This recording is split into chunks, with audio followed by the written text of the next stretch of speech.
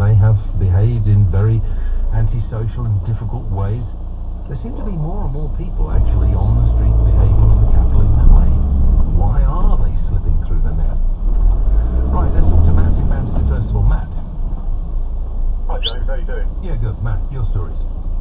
James, I, like you, grew up in Epsom, 5 mental hospitals.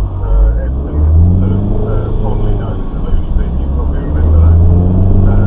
Very politically incorrect to say nowadays, but I can, and worse nowadays, but I can, and worse names as well. Yeah, I mean, all 5 of those hospitals are now housing estates, and you know there were hundreds of patients in there. They were all apparently integrated into society. And specifically, one of the hospitals there was a hospital called St Edmunds, which was a high security hospital. I went right behind where I went to school, which was on the Longmead Estate. Longmead Estate, no, your type. Thank you for that. The St Edmunds Hospital, I once, in a former life when I was probably a teenager still, I went to St Edmunds with a girlfriend where she had to go for a sort of a breaking period for a job in St Edmunds with the patients. And I have to say, as a 19-year-old strapping lad, I was terrified in there. I was absolutely terrified from people grabbing you by the head. I mean, these people were integrated back into society, a lot of them. Very, very strong drugs, though, Matt. Very strong drugs were used. Yeah, I accept that. But when they started closing all the hospitals down in Epsom, these guys, they were literally there in society. And then we just had the streets of Epsom and all the neighbouring towns where we covered with these people, but that we didn't know how to approach them, we didn't know how to deal with them. And it was a worrying time, and gradually they've all spread out. But these people are still in society.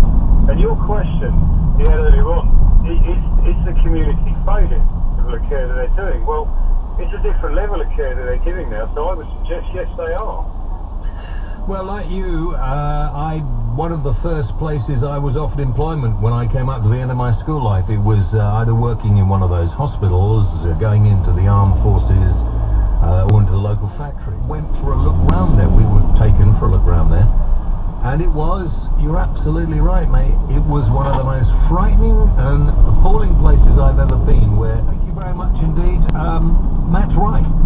And we can't, I don't want to see those sort of places, but I think there is a need for a nice, modern, light, airy places that can help people get over their illness. Yet there are so many people now that sit along the side of the streets and you wonder what on earth, why are they there? You know,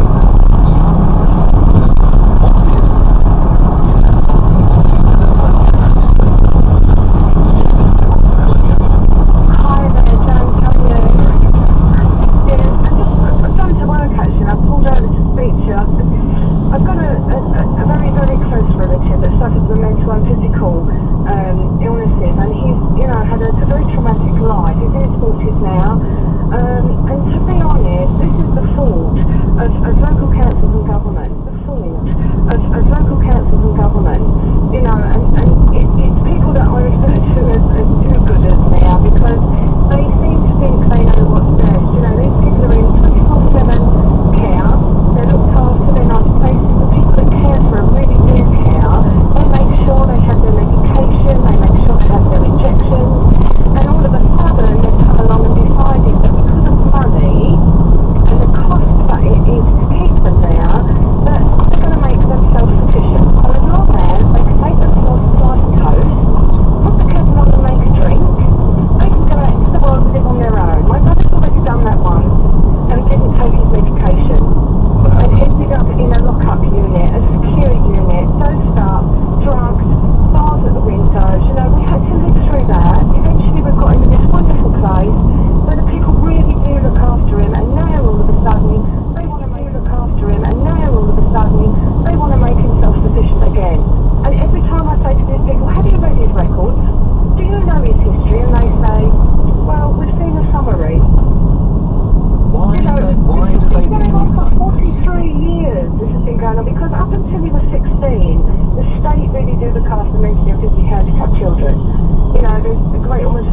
lots of support for parents. What is your brother's particular problem? Can it be controlled by drugs? Well, his schizophrenic side of it is controlled by drugs. Totally. Has an injection every 3 weeks that totally suppresses everything really with him. He lives a quite normal life. He's got 24-hour care, 7 days a week. He can go off to the cafe and get himself something to eat. You know, he's quite capable of going to the shops and buying Jacqueline, I'm just going to take a break for the news. Jacqueline, I'm just going to take a break for the news. I know you've pulled over to have a talk about this. Can you stay with me for a few more minutes? Yeah. Stay with me, we'll come back, because you're exactly the sort of person I want to talk about this to, so stay there. Right, 5:46, let's have a look at the news now. And here's Dan Whitehead. Duke of Edinburgh is undergoing tests at Aberdeen Royal Infirmary after being taken from the royal family's Balmoral residence. Buckingham Palace say Prince Philip is in hospital as a precautionary measure and would not expand on the 91-year-old's condition. 2 men have been charged with the murder of businesswoman Carol Waugh from Marylebone, and Sir Richard Branson says it is extremely unlikely Virgin will bid again for a train franchise after losing the West Coast Main Line to First Group. London's weather tonight staying dry, lows of 18 degrees Celsius. This is LBC 97.3. The travel news is next. Remember when fun was affordable? My mum's wardrobe, a treasure trove of costumes and props, dressing up in anything I could reach. I remember it so